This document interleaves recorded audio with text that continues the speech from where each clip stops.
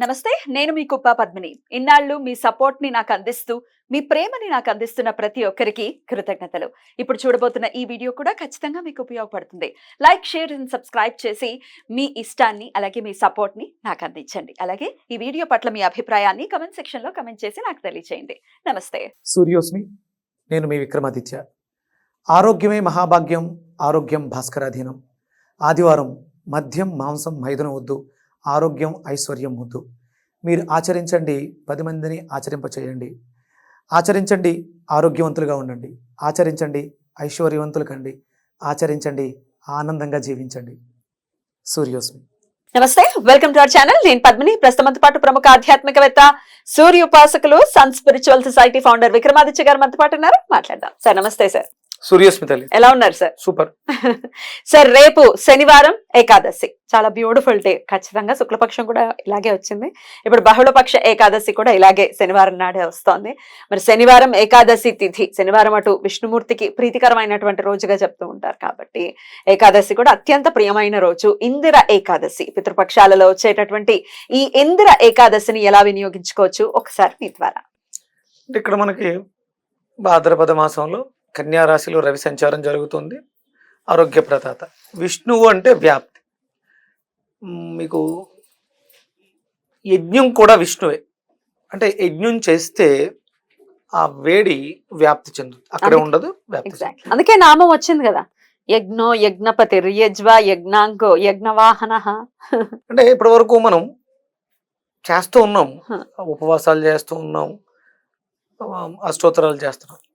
ఇక్కడ ఏం చెప్తుందంటే యజ్ఞం చేయడం వల్ల అన్నం వస్తుంది. అంటే యజ్ఞమే అన్నం. అన్నం అంటే మనం సమర్పించేటువంటిదే మళ్ళీ వెళ్ళి 10ంతలై వస్తుంది. విష్ణుమూర్తి ఏం చెప్తున్నాడంటే యజ్ఞం చెయ్యండి అని చెప్తున్నాడు. ఒకటి, ఇది కూడా ఒక యజ్ఞకుండం. దీంట్లో వేసే పదార్థం హవిస్సుగా ఉండాలి తప్ప వ్యర్థ పదార్థాలు ఉండకూడదు. మనం మలినము మలము కలిపేస్తున్నాం మన ఇష్టం వచ్చినట్టు. అంటే ఇప్పుడు దౌర్భాగ్యం, అలాంటి పరిస్థితుల్లో ఉన్నాం. మరి కొంత మార్చుకోవాలంటే జ్ఞానం కావాలి. జ్ఞానం కావాలంటే విష్ణువుని ఆరాధించడం, శరణు వేయడం తప్ప వేరే దారి లేదు.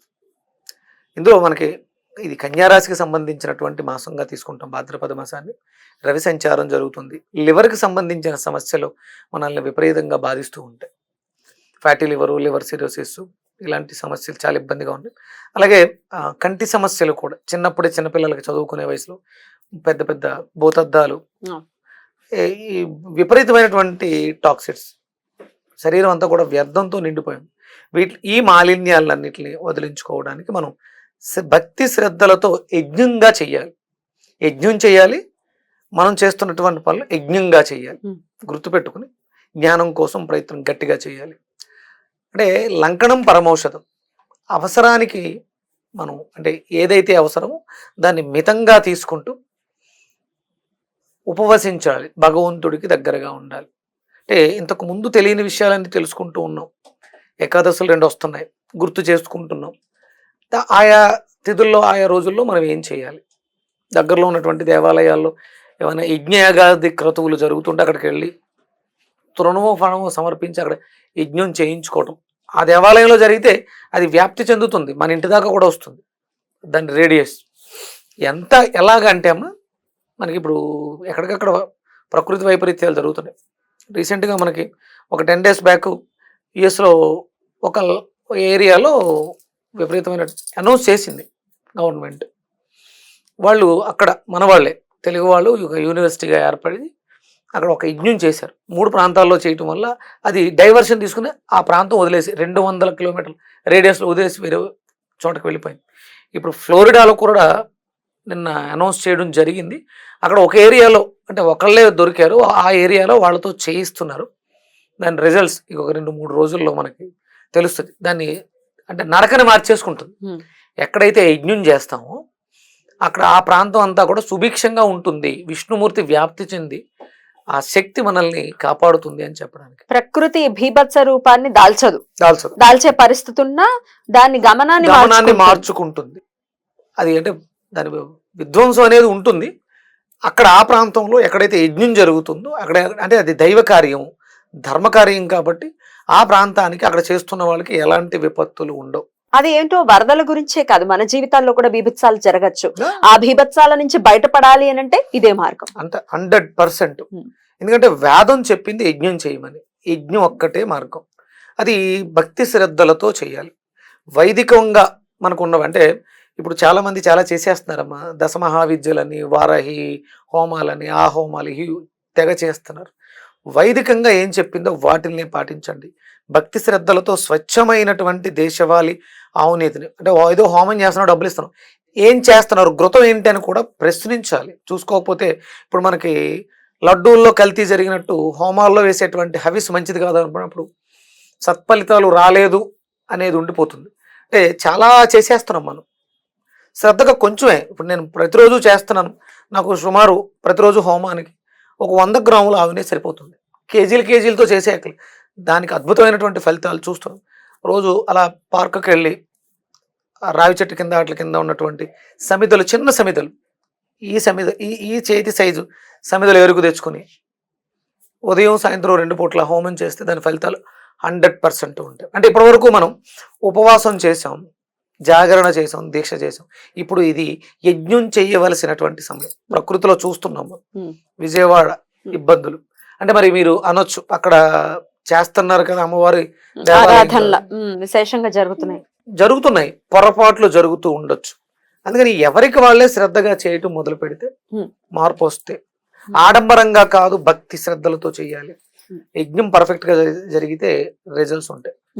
ఇక్కడ నుంచి అంటే విష్ణుమూర్తి అంటేనే యజ్ఞం, విష్ణుమూర్తి అంటేనే వ్యాప్తం. కాబట్టి వ్యాప్తించడానికి ఏం కావాలో అవన్నీ మనం చేయాలి.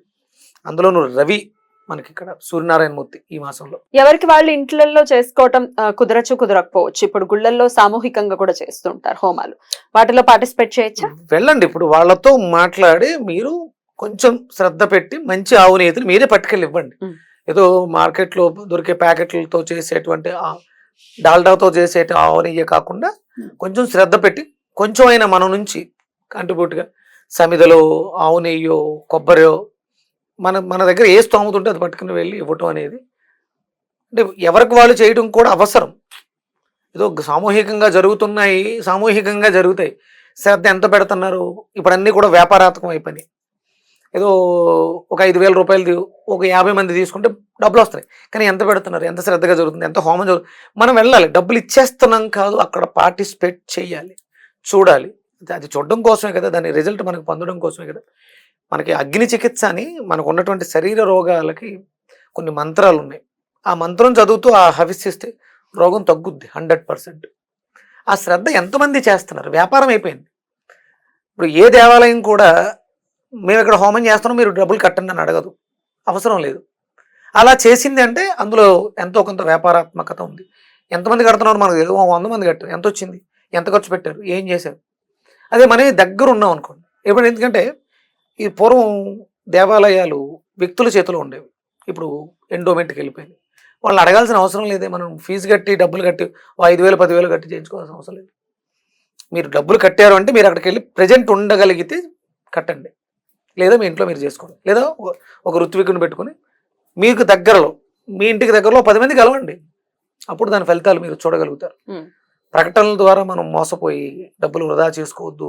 రేపు పొద్దుట ఏమవుతుందంటే మేము ఇన్ని పూజలు చేసాం, ఇన్ని హోమాలు చేసాం, వేస్ట్. ఇప్పుడు మనకి రేపు శరన్నవరాత్రులు వస్తున్నాయి, మండపాలు విపరీతంగా పెట్టేస్తారు, చండీ హోమాలు విపరీతంగా చేస్తారు, ఫలితం లేదు. శ్రద్ధ లేదు కాబట్టి ఫలితం శ్రద్ధ ఎవరికి వారు శ్రద్ధ చేయాలి. ఇక పితృపక్షాలలో వచ్చేటటువంటి ఇంద్ర ఏకాదశి మరి పితృపక్షంలో వస్తోంది కాబట్టి పితృదేవతల అనుగ్రహాన్ని ఎలా పొందొచ్చు అనుకోవచ్చు? అదేనమ్మా, ఇప్పుడు మనం ఒక యాపిల్ని భగవంతుడికి నివేదనగా పెట్టాం, దాన్ని మళ్ళీ మనం తీసుకుని మనం తినేస్తాం. ఇక్కడ యజ్ఞం ద్వారా మనం ఇచ్చే హవిస్సు పితృలోకాలకు వెళ్ళి వాళ్ళకి ఆహారం అవుతుంది. సో అలా ఆ విధంగా యజ్ఞమే. ఇక్కడ నేను 100% యజ్ఞం గురించే చెప్తున్నాను. అంటే మనం ఏదో స్వయంపాకం ఇస్తాం బ్రాహ్మణుల తృప్తి కోసం. ఇక్కడ యజ్ఞం చేసిన తర్వాత కూడా మనకి ఎవరైతే క్రతువు చేశారో ఆ బ్రాహ్మణుడికి, ఆ బ్రహ్మకి మనం స్వయంపాకం ఆహారం ఇవ్వడం వల్ల అది కూడా విపరీతమైనటువంటి ఫలితాలు. ఇప్పుడు చిన్న చిన్నవి సరిపోవు ఇప్పుడు ఉన్నటువంటి పరిస్థితుల్లో. ఉపవాసం ఎలాగో అందరికీ తెలిసిందే. ఉపవాసం కంపల్సరీ మీరు చేయాలి. వెజిటబుల్ థెరపిస్ట్ గా మీరు ప్రతి ఏకాదశికి కూడా చెప్తూ ఉన్నారు. ఆయా మాసానికి సంబంధించినటువంటి వెజిటబుల్ ని అనుగుణంగా ఏం చేసుకోవచ్చు, మరి ఉపవసించాలి. షుగర్ పేషెంట్స్ ని కూడా ఉపవసించండి, ఏం ప్రాబ్లం లేదు అని చెప్తున్నారు, చాలా ధైర్యంగా చెప్తున్నారు. ఆ ధైర్యం చేసి ఉపవసించాలి కూడా. మరి ఉపవాసాన్ని చేస్తూ ఏ వెజిటబుల్ సహాయం తీసుకుంటూ దాని ఎనర్జీని మనం గెయిన్ చేయొచ్చు ఇందిర ఏకాదశి నాడు? దొండకాయ ఒక 6 దొండకాయలతో జ్యూస్ అమ్మా ఉదయం, సాయంత్రం ఒక పచ్చి అరటికాయతో జ్యూస్. ఇవి రెండు కూడా ఒకటి లివర్ ని ఒకటి గుండెని మనల్ని శక్తివంతం చేస్తుంది. కన్యా రాశిలో రవి ఉన్నారు కాబట్టి సో ఈ భాద్రపద మాసంలో దొండకాయ. అలాగే ఇప్పుడు అంటే ఇది ఏకాదశి తిథి కాదు, మనం గుండెని కూడా శుభ్రం చేసుకుందాం, అరటికాయని కూడా వాడుకుందాం. మీకు వీలైతే ఒక 100 grams అరటికాయ ముక్క, ఒక 6 దొండకాయలు కలిపి ఒక జ్యూస్ ఉదయం, సేమ్ మళ్ళీ అదే జ్యూస్ సాయంత్రం కూడా 2 పూటలు. లేదు దొండకాయలు మార్నింగ్ తీసుకుని అరటికాయ ఈవినింగ్ తీసుకోవచ్చు. ఉపవాసం చేయండి, భగవంతుడికి దగ్గరగా ఉండండి, యజ్ఞాలని ప్రోత్సహించండి, యజ్ఞం చేయండి. రైట్. ఇంకా నామం కూడా ఒకటి ఏదైనా చెప్పండి రేపటి రోజున ప్రతి నిత్యం చదువుకునే విధంగా. అంటే మన శరీరం అంటే మనం యోగం సిద్ధించడానికి అష్టాంగ యోగం అని చెప్పేసి యమ నియమాలు ఉన్నాయి కదా, ఒక మంత్రం ఒకటి చెప్తాను, దాన్ని పఠించండి. అంటే ఇక్కడ నుంచి మనం ఇప్పటి వరకు గణపతి మంత్రం గురించి, ఆదిత్య హృదయం గురించి, లక్ష్మీ కవచం గురించి మాట్లాడు. ఇప్పుడు వేదం ఏం చెప్తుంది, వేదం మనలో ఉన్నటువంటి క్వాలిటీస్ని ఎలా అభివృద్ధి పరచుకోవాలి అనడానికి వేదం ఏం చెప్తుందో ఆ మంత్రాలు సాధన చేద్దాం రెగ్యులర్గా. ఒక మంత్రాన్ని తీసుకుని దాన్ని ఒక మండలం రోజులు రెగ్యులర్గా ప్రాక్టీస్ చేస్తుంటే మీరు దాని రిజల్ట్ చూడండి. ఆ మంత్రం తేజో అసి తేజోమై దేహి, తేజో అసి తేజోమై దేహి. అంటే మనకి మంత్రాలు చాలా ఉన్నాయి, అందులో వీర్యమసి వీర్యమై దేహి అంటే స్వామిని అర్థిస్తున్నాం, నువ్వు చాలా పరాక్రమంతుడు, మాకు ఆ పరాక్రమంతనం అంతా మాకు ప్రసాదించు, మాలో జ్ఞానాన్ని అభివృద్ధి చేయని మంత్రాలు ఒక 6 మంత్రాలు ఉన్నాయి. ఇది ఒక్కొక్కటి సాధన చేద్దాం. ఇక్కడ మనం తేజో అసి తేజోమై దేహి, అద్భుతమైనటువంటి తేజస్సుని జ్ఞానాన్ని నాకు ప్రసాదించు, నువ్వు చాలా జ్ఞానవంతుడవు, ఆ జ్ఞానాన్ని నాకు ప్రసాదించు స్వామి సూర్యనారాయణమూర్తి, నారాయణ శ్రీమన్నారాయణ అని వేడుకునేది. తేజో అసి తేజోమై దేహి.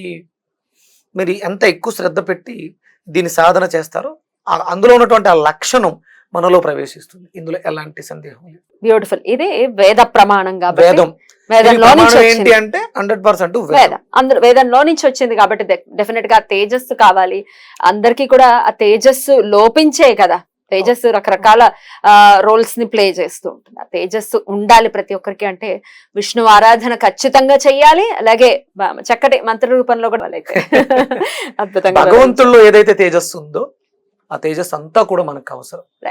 ఇందులో వరుసగా ఇంకొక 6 ఉన్నాయి, మిగతా ఏకాదశుల్లో మనం సందర్భానుసారంగా మనం మాట్లాడుకుంటాం. బ్యూటిఫుల్ సార్, చాలా అద్భుతంగా మాకు వివరించారు. కృతజ్ఞతలు. నమస్కారం. సూర్యస్మృతి.